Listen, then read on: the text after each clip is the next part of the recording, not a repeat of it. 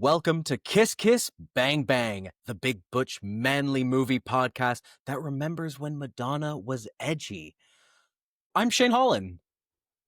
And I'm Andrew Wheeler. Today we are discussing a true cinema classic. We are talking about 2002's Die Another Day. You can see how hard it is for me to stop smiling because I love this movie so much. Don't you, Andrew? Well, Shane and I have a generational divide around this movie, it's safe to say. I think that is fair to say. We'll have a conversation about it. All right.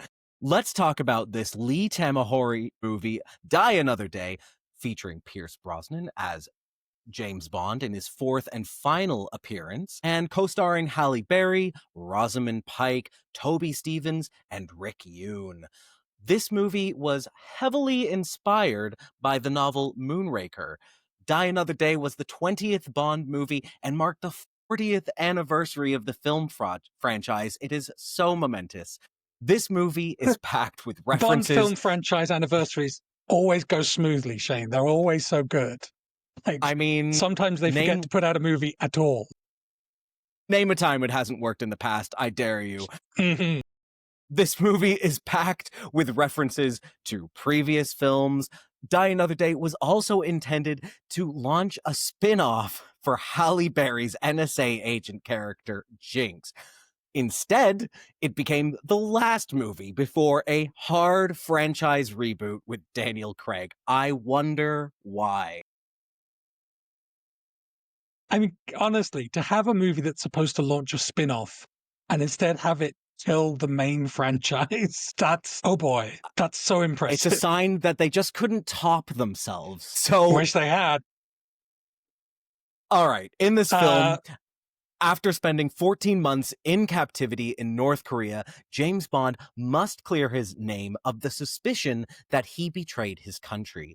Bond's pursuit of a North Korean general leads him to industrialist Gustav Graves, who's built a solar energy satellite that could destroy the DMZ and lead to the fall of South Korea. So timely.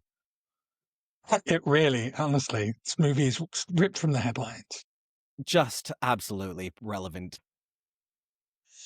Where of the four Brosnan Bond movies, Shane, where does this one fall in your personal estimations? Okay, this is hard because this is the epicenter of James Bond nostalgia for me. This came out when I was in the 10th grade in high school. It is a flawed film. But I think it is better than it gets credit for, and I'm still going to say that it is squarely in fourth place of the four Brosnan films. That's what I wanted to hear. That's. But they're all great. Partly that's because you also hold Tomorrow Never Dies in very high esteem, higher than... If we're speaking about relevant Bond films, that one actually speaks to the times we live in far more than any of the others. Well, maybe the world is not enough. Look, they're all gems. They're all classics. There's nothing wrong with any of them, and I beg you to disagree. So, when I would have been 14 when this movie came out. I would go to Future Shop, our local electronics store, RIP, and listen to the soundtrack on repeat on every lunch break until I could convince my parents to give me the $20 to go and buy the CD. I had a poster of Halle Berry in the orange bikini on my bedroom wall. Gay. This was the second Bond film I saw in theaters, and it was the first one where I was like in proper teenagehood. So yeah. This came out at the right time for me, and I recognize that. But Andrew, I would love to hear where you were when this came out. I imagine not in the same headspace. No. Yeah, I was living in London. I was an adult out in the world, and I went to see it at the biggest downtown London theatre is Leicester Square, I think. Was it Leicester Square? Yeah, it would have been Leicester Square. I went with my then roommate, Marisha, who didn't particularly want to go, but I bullied her into going. And then had to try and justify what we had just watched afterwards when we left the theatre. Like, she was like, no. And I was like, no, but yeah, look. Yeah. I mean, so I have The existed on invisible both car sides. didn't do it for you, Marisha? It did not. And the truth is, like, it was a real hard sell. I have been the person trying to convince someone that this movie is great. I've been the person trying to convince you that it's not that great. And it's like, I feel like I've lived a journey with this movie. I don't have the same nostalgia you do because of the vast generational chasm between us. Oh my God. Truly. The Great Divide, we call it. This is our 70s babies DMZ. now. It really is. And I am going to scour that ground and come marching into your generation. I don't even know what that means. So it was a disappointment. Like, this film was a huge disappointment because I wanted it to be good and it ultimately wasn't. But in rewatching it through this podcast, through we've done an episode of this on the audio version of the podcast, and we've talked about the characters from this movie, and there are elements that I absolutely love about this movie. But there's some things that I hate so much, and those things have changed a little over Name time. one. Like, it used to just be the CGI was the thing that I hated the most. Now it's the script. Now the script is almost unbearable to me. But the things I love, you named three of them: Gustav Graves, Miranda Frost, and Zhao. Rick Hune, Rosamund Pike, and Toby Stephens. Like, those three performances and those three characters, those are Bond through and through. Absolutely. It's Jinx and James that I have more of a problem with. Yeah, you shouldn't be more thrilled for the villain trio than you are for the hero, particularly when it comes to a Bond film. But also, I mean, if you look at some of the other Bond films, we kind of are rooting for these evildoers to, succeed in some way, at least long enough to make it to the end of the film, because they're interesting. Then this is truly like one of the most interesting trio in Bond films up to this point, and even beyond this point in a lot of cases. Yeah, like, this is a genuinely good hench person in Zhao, a genuinely good, like, femme fatale, bad girl, Bond girl in Frost. Like, Toby Stephens as Graves has really grown on me over the years, like, just understanding where that performance is coming from. Toby Stephens, it should be mentioned, the only actor to have played a Bond villain and Bond, because he is the audiobook James Bond. So that's quite an accomplishment. He's also Dame Maggie Smith's son, and that comes through in the performance shines. quite a bit. Oh my God, does it shine. The snarling, the sneering, the smarm. Yeah. So some I things think are you great. failed to mention one of the other huge positives of this film is its adherence to the book Moonraker, which, again, back in our audio podcast days, we discussed that is by far the best Bond novel. It is the most interesting. It has the best Bond woman. The main baddie, Hugo Drax, is a really interesting character, and here he's called Gustav Graves, but they are, they're one for one in terms of who the character is. One day we're going to get a straight adaptation of Moonraker if I have my way, but I think this is a great take on it. Of the two movies based on Moonraker, this and Moonraker, this is the better Moonraker. Yeah. Without a doubt. There hasn't been a good one, but this is more enjoyable than actual Moonraker, which bears so little resemblance to the book. And as you said, like, the book, there is no bigger gulf in all of Bond between Moonraker the book and Moonraker the movie. Like, if you were to stack all of these works up against each other, Moonraker the novel is at the top or very close to it. Moonraker the movie is at the bottom or very close to it. Yes. So there's so much room in between those two poles for a new Moonraker. I want to continue talking about the things that I like before this devolves into you trying to prove me wrong. And I'm going to start at the top. We're going to ignore the CGI surfing scene, the first of two CGI surfing scenes.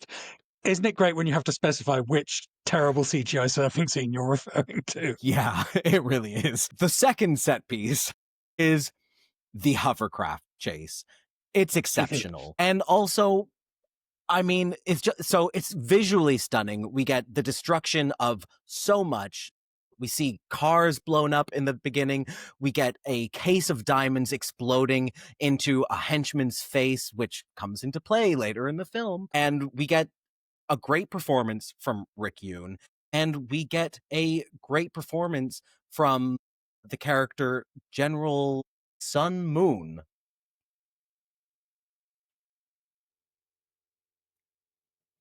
Yeah, Will Young Lee in the role of the young general, a nepo general. Ooh, we love a Nepo baby. Also, these are the only opening credits that contribute to the plot, if I remember correctly. So the Die Another Day theme by Madonna plays, which we'll talk about. But the actual visuals, instead of like the classic ethereal naked I mean, there are plenty of naked bodies in the credit sequence, but also we're getting flashes of Bond being tortured over 14 months in North Korea. And it's clearly just a scene that was cut for time, that was repurposed as a montage to help explain the passage of time. But I think it's a really interesting choice and something we never went back to. True. Yeah, it is efficient storytelling. The opening, yeah, once you get past the surfing, most of that pre-credit is pretty good. It does feel a bit like a Lara Croft Tomb Raider like sequence. Like I don't mean the movie, I mean like the video games. Like I don't know if they ever had chase scenes in those movies, but it felt very much like, well, we're going to put you behind, press X to get in the hovercraft. But it is a very well shot scene. It's a very well shot title sequence. Madonna. We have to talk about that in the music section because it's really the main thing to talk about. So I don't want to get ahead of myself too much. Okay, fair. I'm willing to talk about something that is hard to watch, and that is the level of Pierce Brosnan's pain acting and sex face acting, which is the same. Overlap is the same. It's pretty chilling. Disturbing. Yes. Someone should have given him a note at some point, really. Like, just, Pierce, no. Have you ever experienced pain or pleasure? Because this is strange. This is strange behavior. Yeah. The constant grimacing at everything. Like, the one time it was maybe, like, really felt earned is when Electric King has got him in that wooden chair. Yes, in The World Is Not Enough. Like, yeah, that looks like the appropriate level of pain acting. But here, where he's being like tortured by North Korea, yeah, it's thank God for the beard that covers up the worst of his grimacing. I mean, what a beard. What a glorious fake beard. The wigs in this film are pretty incredible. I mean, that's pretty much the only one. Pain acting and also like flinching at bullets. That's the other thing he does all the time. Like he loves to flinch in a movie, does Pierce? Yes. Yeah, Pierce is being Pierce. Halle Berry is not being Halle Berry. I mean, or is she? I don't want to. I mean, look, Catwoman was made almost at the same time, a year later. But also she won an Oscar for Monsters Ball at the same time. It's so there's such a disconnect. A good actor or not? That's the question. That's the question I'm afraid I don't know. Ask. Like, I think she might not be. I never saw Monsters Ball. I don't know. I don't want to crap on the lady. And, she was your teenage heartthrob. She was that poster on the wall. Yeah, I mean, that might have been like to convince other people that I thought she was a heartthrob. We know. Also the fashion. It's fashion. Yeah, God. Jinx is such a scene. Yeah, it's just so poorly done, all of it. I feel bad for Halle Berry in this film Yeah. because of the script that she's given, the role that she's given, and how she's kind of useless throughout. In the scene she's introduced in, she's kind of amazing. Well, is it? Yeah, the sort of the Yeah. sequence she's introduced in, the sequence at the facial reconstruction clinic. Regeneration clinic. Yeah. Yeah, in Cuba, where she, she's shown to be super hyper efficient. She gets in, she kills a man in cold blood, something we never usually see James Bond do. Like, he's not an executioner, generally speaking, but she is. Americans. She successfully destroys the clinic, and she makes her getaway pretty efficiently. At that point in the movie, it's a different Jinx from the person that we encounter at all other points in the movie, where she is just what she needs to be for the storyline, which is mainly a device for delivering awful puns, which is all that anyone says at any point in this film. Someone needed to take Purvis and Wade aside, if that's who is responsible for the It puns is. in this, and say, less, it can be more. Like, everyone knows that puns are a feature of a James Bond script, but if every line is a pun, then Then it's nothing's going to above. land. Yeah. It's actually painful to sit through this movie and be like, oh, not another pun. Oh, God. Oh, God. By the time you get to I'm Mr. Kill, it's like, oh, I wish Oh my you would kill God. me. This is Well, there's a name to die for. Oh yeah. watch the rising of your son, Graves says to his father before trying to destroy South Korea. I'll be half the girl I Famously used to the be, land of the says. rising sun. Yeah, it's like, oh, great. Really, really pointed that. I'll be half the girl I used to be, Halle Berry says, if Bond doesn't Oh, rescue her from the laser contraption. It's like, that's not even a pun. But no. it's like delivered like one. All of the flirting between them, egregious. Every line is the worst line in this movie. Okay. That, It's how is the show? fantastic. I will. Okay, I have a couple more notes, but I'll save them for the appropriate sections. Maybe we should pivot and talk about the women, the representation of women, coolness in this Yeah. film. And I'm going to start with, I think, the true star of this film. Madonna as Verity is I thought you were going to say unhinged. Peaceful Fountains of Desire. Ooh, how did we land on the name Peaceful Fountains of Desire? Is it a reference to something I don't understand? Or is it Is is it it even just the fountains or worst form of mountains, actually? Orientalism? You know that role was going to be Wai Lin originally. I know. Isn't that so? I don't know if I'm disappointed or if I'm thankful that it wasn't. I hope the script was different when it was going to be Michelle Yeoh coming back for a cameo appearance, because yeah, she was an agent of China. Bond is in China. It would make sense for her to be the one that comes up and handles him, but not to have her be like the sexy masseuse who's honeypotting him. So yeah, I'm glad that we didn't get Michelle Yeoh wasted in this role, but at the same time, it would have been Imagine really what could cool have to see her been. come back. Yeah. Yeah, a nice first to But bring sorry, I a took you away Bond from spy back. Verity. Yes, and her totally natural English accent. The flirting between Verity and Frost is stronger than any of the other flirting in this movie. Yeah, yeah, and that's not an endorsement of its quality, because only Yeah, one of those people can act. yeah, that's the real problem. Madonna used to be edgy, as we said at the top, and here, I mean, she's wearing a leather corset and she's holding a fencing sword, an épée. That's about it. Why is she in this? I don't know. She's being a lesbian, it's great to have queer representation on the screen. Mhm. It's great to establish her relationship with Frost is clearly sapphic in nature.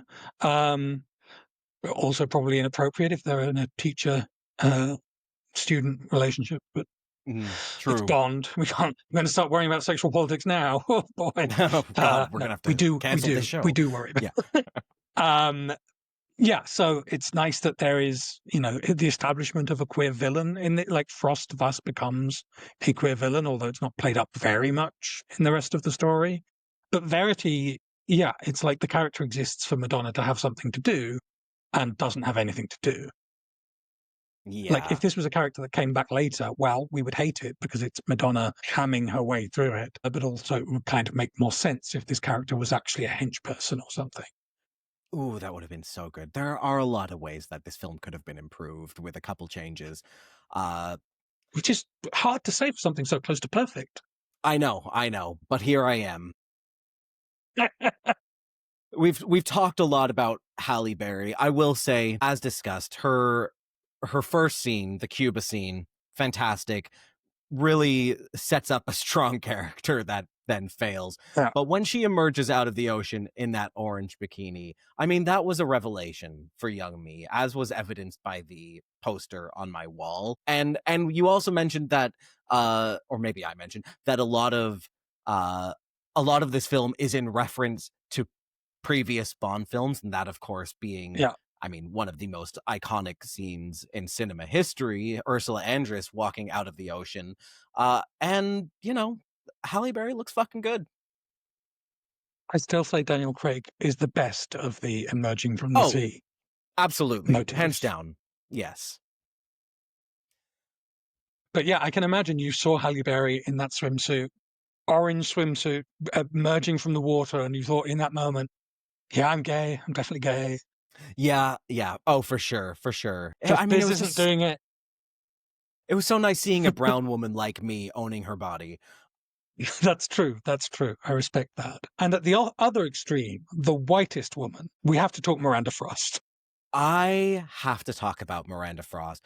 Rosamund Pike is one of our greatest actors, I think, really underrated. And she's playing one of the greatest henches of all time, hands down. You cannot convince me otherwise.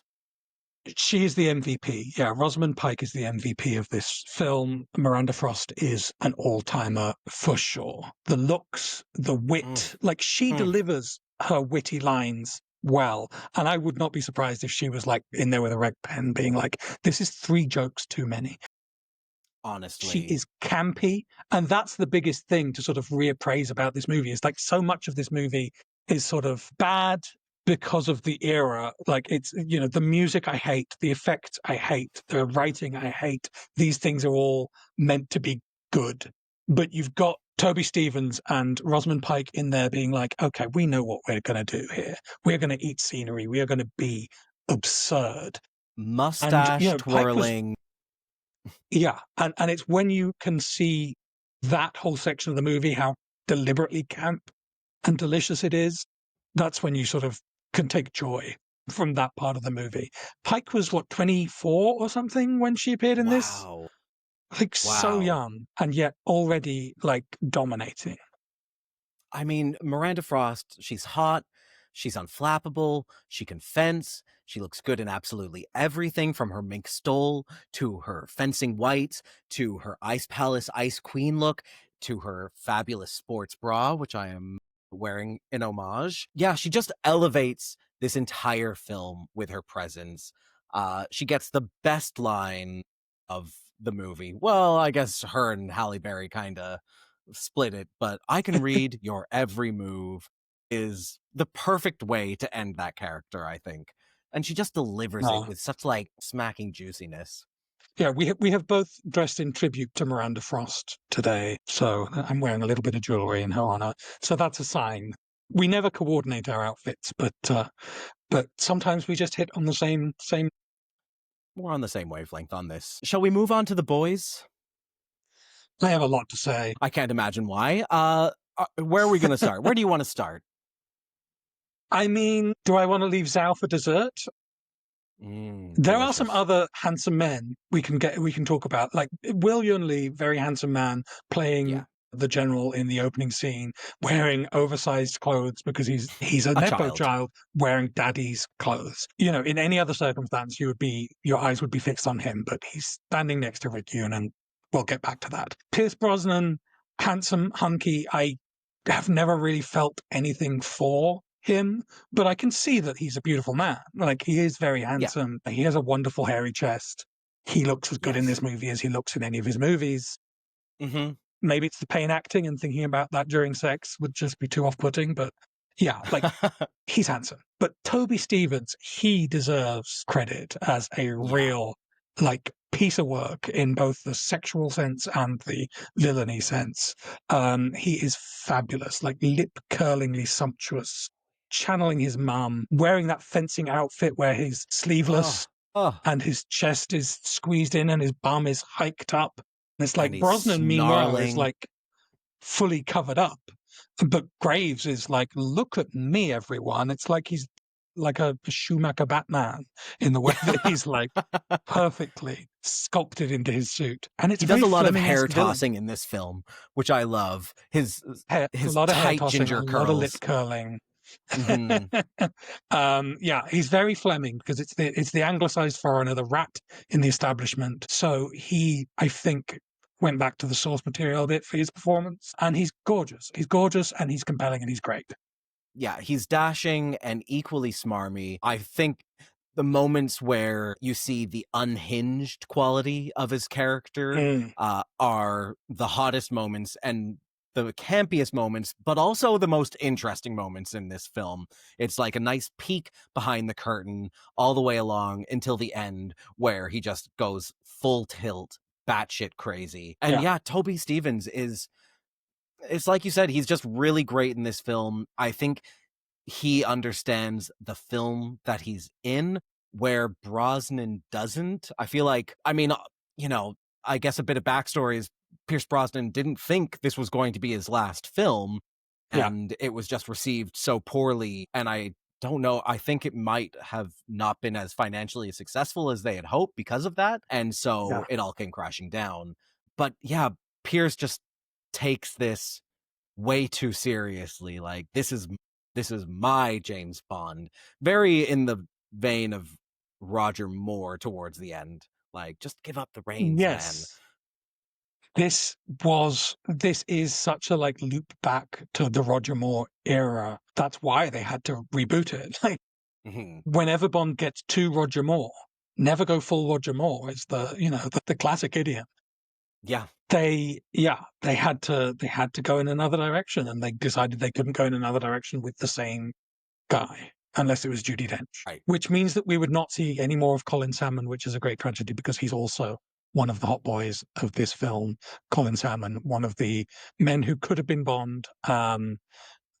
Always a delight to see him, at least. Yes. Yes. God, his skin is so smooth and his voice is so velvety. Okay, we must talk about Rick Yoon. My note here said, Well, all right, moving on. Yeah, no. yeah. There was this crappy Harper's Bazaar article recently that said that he was one of the 50 most attractive men in the world, and a lot of that list was stupid. But they were right. Like Rick Yoon deserves credit and doesn't get it enough because he's never been like as big a star as he should be. For all that he's one Right. of the few people to have been in both a Bond movie and a Fast and Furious movie. Oh wow. He is True. breathtakingly handsome. Like his lips, his cheekbones, Oh the my god. hair. I mean, the great tragedy of Zhao is the hair because Rick Yoon's matinee idol black lacquer hair is so hot. Oh Like, I yeah. don't know that you, as a military person, can have hair that good. Like in the opening scene, where it's just like, It's too distracting to the enemies. it's too distracting. To the fellow soldiers, everyone's going to be like, "Oh, this guy." Oh, So he's yeah, going to the showers? Yeah, I also need to shower. yeah, he doesn't benefit from being bald and bleached. Like that's not a Yeah. good look on a man. But even as the freaky version, the bleached, blue-eyed Zhao with the diamonds studded in his face, it's still a gorgeous man who is at times shirtless and lithe and delicious. And yeah, Zhao is one of my favorite hench people because he's hot. Like I'm not going to pretend otherwise. It's Yeah, because it's not he's like hot. he's Like he's any interesting. different. Yeah. Like he does have more story than a lot of hench people. Like he has a lot more story actually. Like he does have this sort of brotherly slash homoerotic relationship with There the it Graves is. character. Yes. And he does have this journey that he goes on. Like he's one of the most feared assassins in the world, and that's why they have to take him down after he gets released from prison. Both the US and the UK is specifically trying to kill this man. after he's released to the North Koreans. So, he is a compelling and interesting character, and there is a lot more to the text than there is for most hench people because we don't know who Oddjob is or who Mayday is. They're just great performances and great characters. But Zhao is a little bit more fleshed out, but mainly he's hot. Mainly, Mainly he he's is as hot. beautiful man as I've ever seen. Also, I'm here for the expensive acne. I love the diamond-studded face. This seems so obvious, but there's something rich about it. It's a little bougie. It's a little bougie. Yeah, I love that he opted to not have it removed. Like, he could have had them pluck it out, and then he could have made himself like a nice diamond chain or something. Yeah. I mean, I assume in the process of making him a white man like Graves, they were going to take the diamonds out because He it would would be be really pretty weird. easy to find around the world, like the only man with diamonds embedded under his skin. Yeah. So yeah, if they'd been able to finish the process, maybe he would have got rid of it. But no, yeah, it is at least it is a distinct like hench person look, and we don't get enough of those. No, and it isn't a hench person or villain who has some kind of disability or like, it's not like We're not saying he's a a freak. lazy eye. He's not a Yeah, freak. He just has like some diamonds stuck in his skin. It's yeah, he's not othered by disability like so many Bond villains. Oh, exactly. Thank you. uh, Okay, you mentioned that you hate the music. I really regret tipping my hand to that. The score is one of my favorites, Andrew. You've It's said. it is heavy on the brass, which I love in my Bond score. It's heavy on the Bond theme, which I need in my Bond score. And I think that the touches of early 2000s electronica fit quite well with the vibe of the film. Yeah. Okay. No, I don't hate. I'm overstating things. I don't hate the score. I think it's quite fun. Like there's a lot of bombast in there. You know that you and I don't agree on electronica, so that This stuff is is true. always going to take me out a little bit. But yeah, it's the song that's the biggest offender. It's Yeah. Madonna singing "Die Another Day," which the worst sin of that song is that it's really catchy. Like Yeah. it's a bad song that gets under your skin like a diamond. Like Ooh. meet Sigmund Freud, Sigmund and Freud, suddenly it's analyze there for this. for Hmm. yeah, and like I can see the bit in the titles when the CGI explosions are happening everywhere, and And the women are the like, beat comes in on the back of these scorpion tails. It's like ding ding ding. It's so heavy-handed. It's so big, and it's one of the worst Bond songs, oh, we agree but on that. it's catchy. It's Yes. catchy, and that kind of insidious catchiness is there throughout the movie. And And that's why also, the I didn't need London campiness is Calling. like so good. I think London Calling by the Clash could work in the version of the film that Pike and Stevens are making, but the fact that that song is being used ironically is kind of lost in the bombast of this movie. I feel like, So but true. So speak true. speak more. You loved this. You listened to it a lot when you were a teenager. Yeah, I was discovering electronic music, which we now call EDM, and this was kind of my entry into that world. I discovered like drum and bass beats because of this film, and some of my favorite artists from around that time, like Paul Oakenfold and LTJ Buchan, were like real mainstream artists at the time for their genres. And the score felt so inspired by that, particularly the hovercraft chase, the ice hotel fight, the second ice hotel fight, a lot of the ice hotel. There was just something so grungy electronic about it that was so of the moment. I don't know how else to describe it. Like, they don't make music like that anymore for good reason. It was the early days of a genre, and it does feel dated. I hear that. I hear that when I listen to the soundtrack, as I still occasionally do. And I will acknowledge, dance music is always of its time and then goes completely out of fashion and then gets reappraised and comes back in. So I am being the heretic snob here, because this will all be reappraised and recentered in the culture in the same way that disco was, and every incarnation of, there is a continuity of purpose to dance music. It is always part of the same ancestry, mythology, Yeah. lineage. So yeah, I think it's just where I was in my life when when electronic music was everything, was being pissed off at electronic music being everything. So it's You're hard to one of those disco disentangle. sucks people. I hear that. I see you. I see you. Ironically, I was going home and putting on my Gloria Gaynor vinyl at this age. So we become what we hate. I don't know. We Something like that. something like that. Okay. Something I think that we can agree on is some of the fashion in this film stands out for its time. Am I The word completely off base? the word "some" is doing some work there. Yeah. Yes, we can agree that some of the fashion Oh, is you could say that standout about stuff. every Bond film, except for maybe Goldfinger, and, well, most of the Sure. Sean Connery films. Yeah, Basically, everything I mean, Miranda wears is as a statement. yes, yes. We've talked. You're wearing the sports bra. It's an iconic look. A woman fighting to the death and plummeting to her death in a sports bra. Great. Like, it's such a cool, chic look on her, and it's basically underwear. Frost is serving this like millennial abundance glamour throughout the Yes. movie. Apart from when she's stripped down to her sports bra, basically, like in her first appearance at Buckingham Palace, where she's all like the sunglasses and the overcoat kind of I'm that bitch kind of look. Yeah, the incredible gown that she's wearing at the Ice Palace, the fencing Sequined outfit. from head to toe. So glitzy, so frosty. Yeah, she's stunning and she is abundance, and Graves has that too.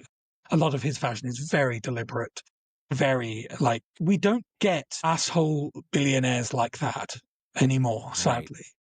Right. They all Remember wear when poorly cut billionaires suits. Mm-hmm. Yeah. Remember when billionaires knew how to dress? What a different time that was. Yeah, I can't believe we're longing for the age of different billionaires. But yeah, Graves wears like this black fur trimmed leather coat over a tux at the Ice Hotel that is just Yeah. so glamorous and luxe and expensive looking. And he looks like head and shoulders fancier than anyone else in the film just by having like a little fur line trim Yeah. going down. He puts Bond in his basic white tux, which is also doesn't really look great in this film. We've seen Pierce wear, I No. think, better versions of the tux than this one, which is just like boring. So the fact that Graves is kind of looking like Bond should is a huge signal to me that queer villain and much more interesting than the hero. Yeah. Yeah. All very fair. Also, I want to shout out the red leather catsuit on Jinx. I feel like that was a precursor to her Catwoman days. So you're saying it's bad? Uh, I'm saying that was good. I think the red leather catsuit, there's a line in it where Miranda says, "Pretty good tailoring," and I just thought, no. You should have cut that line because it looks like a sack. Like, it's hanging on that. It's not cinched enough. Like, someone needed to go in there with the vacuum pump and just squeeze the air out of it. Because yeah, Wow. I don't love that. I don't love Zhao's makeover, although I love the bling. Like and the scene where Zhao returns to the movie at the Ice Palace and he's wearing the cloak from the traitors. I cackled. They There's literally been a have murder. they have this character sort of step into frame wearing a full cowl. And it's like, this is insane. Just to hide the fact that it's Zhao for like 1 second. 1 second. So funny. So good. There are also some amazing sets in this film. Yes. I've talked about it a bunch, but the Ice Hotel, which is, I think, a real place in Iceland, is an incredible set. I think it can be. I think it can be. Yeah, sorry. It's based on a real place. Obviously, that doesn't exist the way it It is. is transient. Yes, but gorgeous design. Also, every extra in that scene is dressed to the tits in fur and glamour. You can pause the movie and like point out someone in the crowd and be like, "Oh, I'd love to wear that today. Oh, I'd love to wear that today." Maybe not that. That's a bit 90s. This is how I feel about the throne room scene in Flash Gordon. I Just get it now. Yeah. everything. Also, the Havana sleeper agent's office. I know Yes, you must have had a real crush on that place. I love it. Yeah, this hacienda style top secret meeting, like just out on the roof. Yeah. And then the paneled office that they go down into afterwards, like they're gorgeous, like old school Bond. You know, it's colonial chic, but here it's localized, shall we say. There's this old brass telescope that's absolutely gorgeous. Cuba is gorgeous in this movie. Like it is getting Yeah. A plus location treatment. You know, it's a shame that a lot of the rest of the movie doesn't take us places as nice. We get to see, you know, London never feels as glamorous to me because it's London, but you know, the whole thing of going to an ice hotel, it's like, well, that doesn't exist. And like the final act of the movie is on a plane. Yeah. Yeah. The fact that I feel like such a huge chunk of the movie takes place in Iceland, and it's so Yeah. white, and Zhao is so white, and Miranda is so white, and Toby is so Yeah. white that there is, God, I hate to say it, there is kind of a bland quality about the second act, which then goes into kind of this bland airplane that doesn't have much going on. It doesn't even feel like Air Force One opulence. It's just like Yeah. it's a cargo plane that also has a bust of himself, of Graves' former self for some reason. I mean, because he's a Yeah. narcissist, I guess, but Billionaires. Yeah, it's not the most exciting place to end the movie, and yeah, it's not even like a cool plane. It doesn't even look like a cool place. They needed to spill more blood to make all of that whiteness a bit more red, yeah, add a bit of yeah, color. I will say, like, in addition to the Ice Palace, Graves's top secret office where they have the traitors meeting, that's a great villain set. Like the fact that it's in this yes. sort of arboretum tropical garden with the sort of Hothouse, raised floor, biodome. which turns out to be extremely important to the storyline. Like that's great. And also the land speeder that he's riding that Graves is riding around in, that's super glamorous. Like That's I mean, pretty you can cool. talk about the Vanish slash Vanquish if you like. That's my car of the season. It's one of these little touches that I really like. And then Graves comes out of it in this gorgeous fitted racing Doing suit. his hair flip and his Yeah, lip just curl. being Yeah. gorgeous. And it's like, yeah, that I love that in a villain. I love the vanity of all of that and the glamour of all of that. A plus. Well, I love the vanity of the Vanquish. Yes. The invisible part is stupid. I will allow that. But the car itself, when it is visible, is a beautiful piece of art. It is the car that I've wanted to own. I mean, since this film, even today, I would happily own the Aston Martin Vanquish. But also, I mean, the Jaguar X8 that Zhao rides in the car chase Oh yeah. is beautiful. That green color Yeah. popping on the ice field is so good. And the fact that he has a gadget car that is equally matched to Bond's gadget car feels really cool and not something Yeah. that we often see. Usually the villains are just riding around in black sedans, and here you get a villain riding around in something that has like air-to-air missiles and rocket launchers and machine guns just like the Aston Martin. Bravo to that. It's about time. I also love the land speeder. I think that is a cool touch. Yeah. And I think the last thing that I want to call out is the fencing club, which must be a real Oh yeah. place, right? I, I assume so. I don't know where they filmed that. I mean, I don't think it's a real gentleman's club, but it might be a real museum, something. Hmm. Well, If I did research, absolutely. I would know. Oh yeah, same. And I love this movie, but I wasn't willing to do that. Yeah, it is very, very English. Like huge halls, lots of busts and lots of portraits and a garden with its like concrete balustrades and fountains everywhere. Really expensive fencing club, I would say. It doesn't hurt that Which, you have Toby Stevens in his sleeveless whites.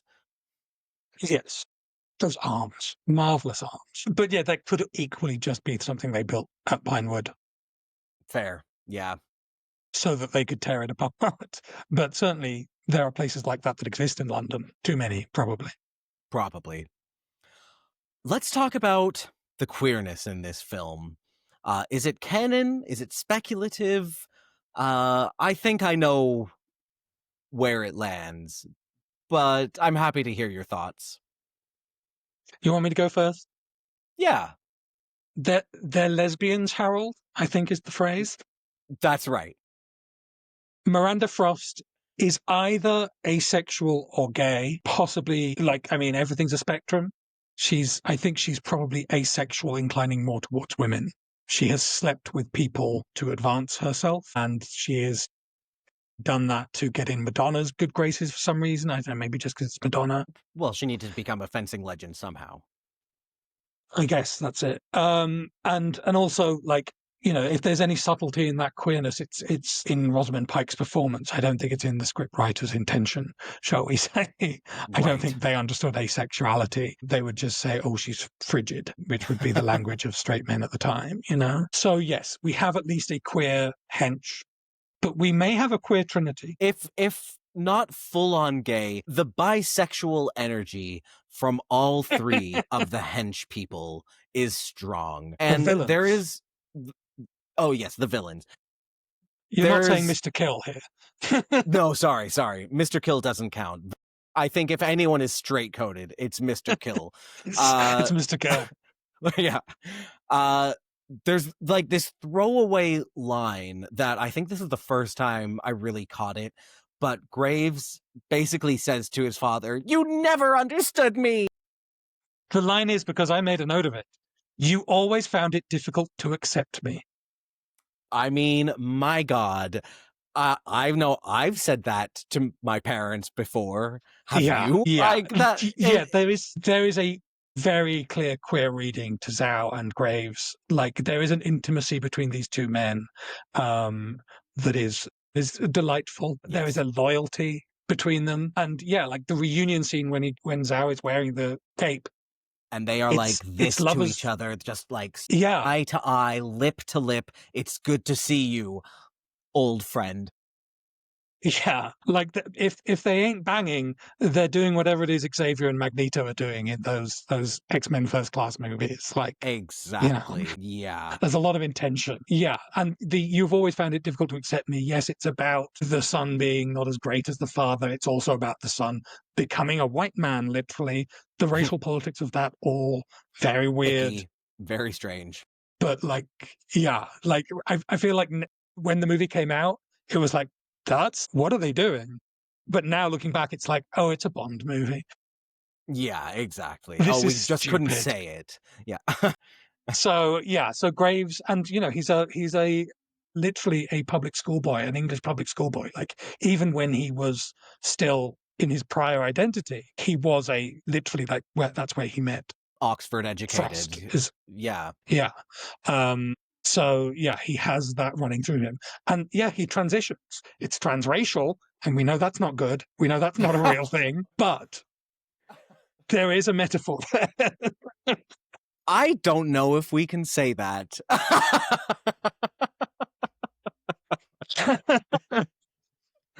I'm gonna have to make some Transition, phone I'm just calls to some saying. friends. Just be warned, when this episode comes out, we're trying to say this in the most respectful way. Look, the trans people I know love to see themselves represented in outrageous villains.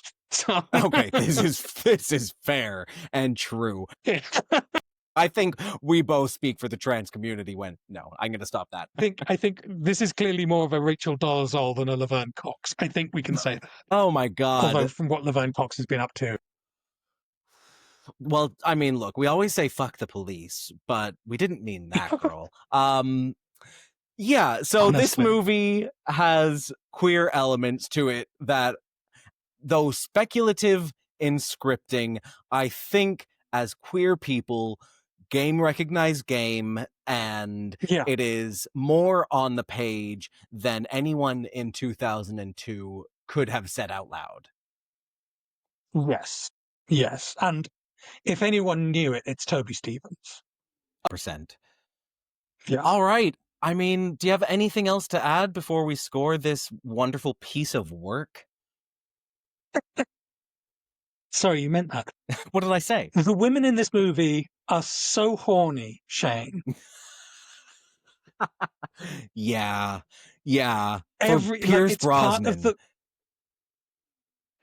it's part of the pun horror of this script. The pun laden script means every single woman is like, "Would you fuck me?" I mean, the way this film ends, when you're like panning into this cabin in the middle of nowhere and you just hear Halle Berry saying, "Leave it in. Don't take it out yet." And then you like pan up her body and he's like fingering a diamond in her belly button, and that's what she's talking about. 10 out of 10. No notes. It's absolutely perfect. It's fucking insane. It's insane, that dialogue. I will give you that. I loved it. Okay. Our scorecards are going to be a little diverse, I think, but So we'll you're find out also where we giving it a land. 5. Okay. This actually is going to be hard for me. I know that this isn't a 5. I refuse to give it a 0 or a 1 or a 2. I want to give it 4, Andrew. And I'm going No one's to. going to stop you. I'm giving it a 4. Think this movie is fun, and we don't get enough fun movies. Okay. That's fair. Look, I had my number. I should have written it down on a piece of paper. I knew what my number was going to be for this movie. And partly it's because I know that the things I love about this movie are going to come up in the other categories. Like the things that, like everything that's good is the women, the boys, like it's that stuff. The Right. movie itself and that script, it's a 2. Ooh, yeah. I felt that coming. Yeah. That could have been a line And from the it's not movie. like, it's not me compensating for your score. It's me compensating for my score. No, So, I get you it. know. I get it. And I might be making more of this movie than it's worth. I'm admitting a fault in myself. I am admitting a fault in the film, but damn it, I'm sticking to it. Are you giving They Women a point for this film? I mean, God. The thing This is, is there tough. are 5 named women in this movie. So, Peaceful Fountains Does of M Desire, count? No. Jinx, Verity, and Miranda Frost. And Moneypenny, that's 6. Oh, and Moneypenny. We You're didn't right. we didn't talk And about how Moneypenny. horny Moneypenny is. She literally gets Oh to my fuck Bond in God. this one. Kind of. Not really. The VR sex scene and the VR assassination of M scene. The trash. Trash, Shane. Those I scenes are mean, trash. Moneypenny dies and then she has a little death. What could get better than that?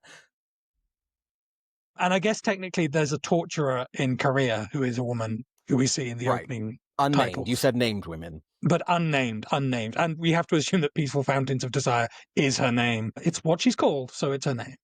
Yes. And I would say only one of those women comes out of this well, you know? But she does so Like, well. M is a flat, Moneypenny is a demerit, Peaceful Fountains Disagree. of Desire is a demerit, Verity is a hard demerit, and Jinx, the intention with Jinx is a plus, but the execution of Jinx is a minus. So you end up basically at a -4 before you go in, and the question is, what is Frost worth? And I'm going to say Frost is worth a 5. I'm going to say it gets the point for Miranda Frost. Oh my God. Okay. I'm shocked. I am shocked. I You can't behave believe yourself. you went there. You behave Oh my yourself, God. Shane. Well, I'm obviously going to give it to the point. Okay, doing the same thing with the boys of this film. I mean, Zhao is a plus, and Yes. Graves is a plus, plus, plus. I would flip those, but yes, we're giving the same number of pluses. Okay, fine. And then, I mean, you've got Colin Salmon, who's there. Beautiful. Barely there. But he's barely there. You've got, what's the name of the guy who just passed Pierce away? Brosnan? No, No, not he's fine. that. Oh my God, someone check on Pierce Brosnan right now. You don't mean John Cleese? He's still with us. Michael Madsen. Is that his name? Oh, Michael Madsen. Yeah, he's barely in this. Like, he shows up a bit more in the previous one, right? Right. And also, Worst I find Felix his character odious. Yeah. And then you have Pierce Brosnan, who is perfectly fine, if not taking away from this film. Which, as the main character, is saying a lot. I'm not gonna... I'm gonna give it the point. I'm giving it the point. Same. I'm trusting you to be good. I'm giving it the point as well. Oh my God. Because Zhao is, like, if there were a league table of Bond characters I would fuck, Zhao is maybe number one. Wow. It's between That's him high and Necros, praise. basically. You know? Wow. There's Zhao, there's Necros. And Graves probably makes the top 5. I mean, let's be real. Honestly. Good tier Clearly, list. we need to do the... Yeah. we got to do the tier list. So for Zhao, and this is the thing, Zhao is getting a point, Frost is getting a point. This is what I love about this movie, and Graves is somewhere in that blend. Woof. They're the reasons I would come back to this movie. Agreed. And the script is the reason I would stay away. Just watch it on mute. It's a great background film. And just to pull the sticking plaster off, I'm not giving it the music point. I know you aren't, but I am. Yeah, you are. Yeah. Already, this is one of the best films we've ever watched. We need to course correct. Now we're looking at the fashion. Does the fashion of this film get a point? I'm going to say no, because it's the 2000s and it tries in places, but it doesn't pass the bar for me personally. Miranda Frost already got recognized. Zhao already got recognized. Graves already got recognized. They don't. The fashion alone is not enough. I will push down my nostalgia boner and agree with you that maybe we could have done better in the fashion department. In this era, in general. As good as they look, it does feel very extended 90s. Yes, the long 90s is alive and well. Even long 80s at some points in this movie. Like, Graves is very 80s coded. And the oversized general's outfit is very 80s coded. True. Like, if there was any cocaine left in London, it all got used up on this film. Definitely. Okay. Queerness, this is an interesting one. It's the great question. If it's implied, is that enough? Is it even just implied? I mean, it's not just implied. Verity is a lesbian. Do we know that she had a relationship with Frost? I don't know, actually, if that's left ambiguous enough for an audience to ignore it. The Zhao Graves thing, even we didn't catch it the first 5 times we watched the film. This is true. And also, every woman in this movie is horny it's great, but every woman is horny for James. And every woman in this movie makes it so explicitly clear that it's some of the most grotesque heteronormativity I've seen. I don't mind heterosexuals, but do they have to throw it in our face, Shane? Do they have to go on about it all the time? I don't want to know what happens in your bedroom. What, you're going to have a parade? So it cancels itself out for me. What queerness there is cancelled out. I'm not giving it another point. If I'm being true to myself and we're not sure that you are, and we're not sure that I am, I typically say that the movie has to be outright queer to get the point. And so I will refrain from giving this movie what it truly needs, a big injection of homosexuality. Yes. The good news Okay, is, I don't think there's a penalty here. You can try and convince me that there is one, but I don't think you will. Like, I don't think you'll try. Not, I don't think you there it could. is. Like, there is the weird racial politics of the villain, but it's We've seen not worse, a really a lot commentary. worse. Yeah. We've seen worse, and if it's a commentary on anything, it's a commentary on whiteness, not a commentary on Korean Oh, identity. now you're going to get So, us canceled by the wrong people. Oh, not that. Yeah, this movie isn't offensive enough. Yeah, this script is movie just offensive, isn't offensive but enough. It isn't much of anything, so I'm not going to give it a penalty either. this movie could be so much more. Yeah, pull your fingers out. Yeah, no penalty. No penalty. Okay, so I mean, between us, I gave it a 7. You gave it a 4. God, get some taste, Andrew. Which leaves us with a 5.5. That's math, Yeah, right? that's Just math. You did just better than average. Which I'd disagree, but I suppose there we are. I mean, also, I disagree too. So we've come out somewhere appropriate. Wait, you disagree with me or you disagree with me? Anyway, let us know in the comments if you're a Die Another Day lover or a hater, and which Bond theme you think is the worst of all time. We will be back next week with another episode, and until then, kiss kiss. Bang bang.